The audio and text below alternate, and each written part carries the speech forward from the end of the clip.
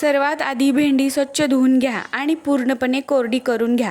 ही step खूप महत्त्वाची आहे कारण भेंडी ओली असल्यास ती चिकट होईल. तुम्ही ती फॅनखाली किंवा सुती कपड्याने पुसून कोरडी करू शकता. आता भेंडी उभी चिरून घ्या. एका भेंडीचे साधारण 4-5 लांबट पातळ काप करा. बिया काढण्याची गरज नाही, पण काही जण बिया काढून टाकतात. चिरलेली भेंडी एका मोठ्या बाउलमध्ये घ्या. त्यामध्ये कॉर्नफ्लोअर, हळद, धना पावडर, आलं लसूण पेस्ट, जिरे पावडर, ओवा आणि हिंग घाला. आता चवीनुसार मीठ घाला. सर्व साहित्य भेंडीला व्यवस्थित लागेल अशा प्रकारे हलक्या हाताने मिक्स करा. पाणी घालू नका कारण भेंडीला स्वतःचा चिकटपणा असतो आणि तो पिठाला चिटकायला मदत करतो. एका कढईत तेल गरम करायला ठेवा. तेल चांगले गरम झाले पाहिजे.